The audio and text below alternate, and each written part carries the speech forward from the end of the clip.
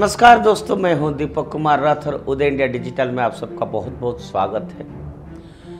दोस्तों, आज India things में मैं आपको विकीलीक्स जो संगठन है उसके बारे में बताने वाला हूं। दोस्तों, आपको मालूम है विकीलीक्स के संस्थापक जूलियन असांजे 25 जून को अमेरिकी सरकार के साथ एक समझौते के बाद ब्रिटेन के जेल से बाहर आ गए और असांजे ने अमेरिकी जासूसी कानून का उल्लंघन करने और क्लासिफाइड अमेरिकी राष्ट्रीय रक्षा दस्तावेजों को खुलासा करने की साजिश रचने का दोषी पाया। इस समझौते ने उन्हें ऑस्ट्रेलिया लौटने की अनुमति दी। असांजे ने गुप्त संस्थानों से क्लासिफाइड जानकारी लीक करने के लिए विकीलीक्स बनाया। उसके सबसे प्रसिद्ध लीक में एक बगदाद में एक हेलीकॉप्टर हमले को कैप्चर करने वाला एक गोपनीय अमेरिकी सैन्य वीडियो था जिसमें कई लोग मारे गए थे। इस वीडियो ने इराक युद्ध के दौरान हिंसा की सीमा का खुलासा किया और दुनिया को हिलाकर रख दिया। तो आज हम असांजे और अमेरिका के बारे में क्यों बात कर रहे हैं, मैं आपको आज बताऊंगा। मित्रों, मीडिया रिपोर्ट के अनुसार प्रधानमंत्री नरेंद्र मोदी और व्लादिमीर पुतिन के बीच मॉस्को में हालिया यात्रा के दौरान हुई दोस्ती ने कथित तौर पर जो बाइडेन को नेतृत्व वाली जो अमेरिका प्रशासन की कई वरिष्ठ अधिकारियों को नाराज कर दिया है। इन रिपोर्टों ने कहा गया है कि वरिष्ठ अमेरिकी अधिकारी पीएम मोदी की रूस यात्रा के समय और नाटो शिखर सम्मेलन जो 9 जुलाई को शुरू हुआ और 11 जुलाई को समाप्त हुआ, इसके बीच में पुतिन से गले मिलने की निराश थे। वो यूक्रेन पर रूस के आक्रमण के बारे में बातचीत बाइडेन द्वारा शुरू किए गए शिखर सम्मेलन के मुख्य विषय रहा है। ये इन रिपोर्टों में कहा गया है कि अमेरिकी अधिकारियों ने स्वीकार किया था कि यह यात्रा ब्रिटेन प्रशासन के लिए कठिन और असुविधाजनक थी और उन्होंने नई दिल्ली को आग्रह किया था कि ये गले लगाना वाशिंगटन के लिए संबंधों को जटिल करेगा। अब यही कारण है कि हम असांजे और उनके लीक के बारे में बात कर रहे हैं। मित्रों, वाशिंगटन रूस के साथ अपने पुरानी दोस्ती के लिए भारत को धमकी दे रहा है। क्यों? अपने स्वयं के राष्ट्रीय हितों के लिए ना। हम भी यही कर रहे हैं। रूस, आप सबको मालूम है, दशकों से रूस भारत का सदाबहार दोस्त रहा है। अंतर्राष्ट्रीय राजनीति में हमें हमेशा इसकी मदद मिलती रही है। फिर इस समय जब रूस को हमारी ज़रूरत है तो हमारा कर्तव्य है कि हम उसका एहसान वापस करें। यही हमारी संस्कृति भी है भारत की, यह हमारा संस्कार भी है। हम अपने दोस्तों को नहीं छोड़ते, यह इतना ही सरल है। अमेरिका को यह समझ लेना चाहिए कि इस मीटिंग का समय ऐसे ही नाटो शिखर सम्मेलन के साथ तय नहीं किया गया था। उन्हें क्या उम्मीद थी कि मोदी जी उन्हें सत्ता से हटाने की अमेरिका साजिशों के बाद क्या प्रतिक्रिया देंगे? यह अमेरिका को भेजा गया संदेश था और अच्छा हुआ कि ये पूरी तरह से उन तक पहुंच भी गया। और मुझे बताइए, अमेरिका रूस से क्यों नाराज है? सिर्फ इसलिए है ना कि उसने यूक्रेन पर हमला किया है।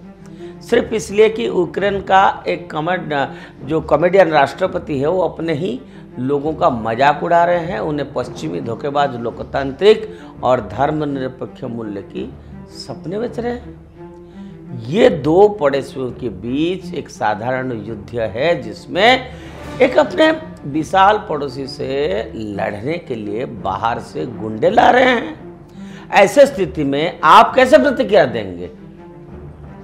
आप अपने ताकत दिखाएंगे और यही रूस कर रहा है। अब अमेरिका ने अतीत में जो किया है उसकी तुलना रूस द्वारा आज किए जा रहे कार्य से नहीं की जा सकती है। अमेरिका द्वारा रूस को आतंकवादी देश कहना एक दिखावा है। आज मैं आपको बताऊंगा कि कैसे अमेरिका अपने इंटरेस्ट के लिए, अपने तर्कस का हर तीर का इस्तेमाल करने के लिए अपनी इच्छा के अनुसार करता है और इसका परिणाम अक्सर दुनिया के किसी न किसी हिस्से में युद्ध होता है। अब आप ये सुनिए और ये मुझे भी बताइए कि दुनिया का सबसे बड़ा आतंकवादी कौन है। अब मैं एक एक करके आपको बताऊंगा। 2000 में इराक ने अपना तेल यूरो में बेचना और अमेरिकी डॉलर में बेचना बंद करने का फैसला किया है। दूसरा, 9/11 2001 को यूएसए पर हमला होता है। तीसरा, इस हमले और इराक के बीच कोई संबंध नहीं है, लेकिन फिर भी अमेरिका ने इराक पर हमला करने की योजना बनाना शुरू कर दिया। यह कहकर किया कि इराक के पास सामूहिक विनाश के हथियार यानी WMD है।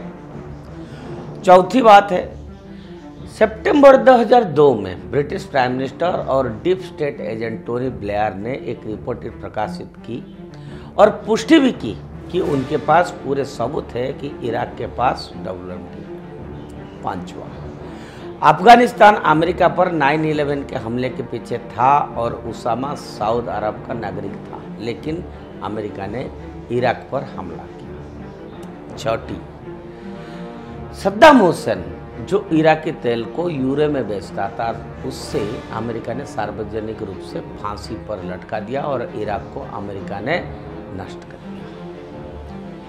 इराक के पुनर्निर्माण के सभी अनुबंध George Bush, Donald Rumsfeld, Dick Cheney और अन्य डीप स्टेट सदस्यों की कंपनियों ने दिए गए। आठवां, अमेरिका ने इराक पर कब्जा कर लिया और यूरो में तेल बेचने की सद्दाम के फैसले को रद्द कर दिया और फिर से अमेरिका डॉलर में तेल बेचना शुरू कर दिया। नेक्स्ट, आज इराक नष्ट हो गया है और अमेरिकी डॉलर में तेल बेच रहा है। आज इराक में कोई भी सामूहिक विनाश का हथियार नहीं मिला है जिसके लिए अमेरिका ने इराक पर हमला किया था। नेक्स्ट पॉइंट, इस आक्रमण के कारण लगभग 10 से 50 लाख लोग मारे गए और कई लाख लोग बेघर हो गए। इस आक्रमण ने ISIS को जन्म दिया था। अब आप मुझे ये बताइए कि दुनिया का सबसे बड़ा आतंकवादी कौन है।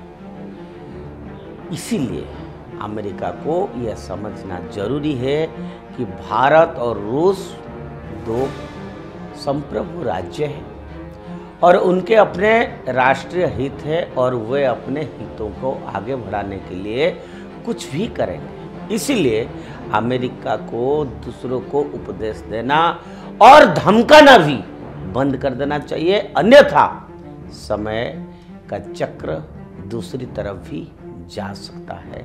यही विषय है, इसको अमेरिका को समझना पड़ेगा। मित्रों, ये अंदर की जो एनालिसिस है, ये जो रिलेशंस है और डिप्लोमेटिक इशूज है, इस विषय को उदय इंडिया हमेशा से बड़ा डीप को जाके इंफॉर्मेशन और सबूत के साथ आपके सामने रखता है और ऐसे बातें आपको सिर्फ उदय इंडिया में ही मिलेगा।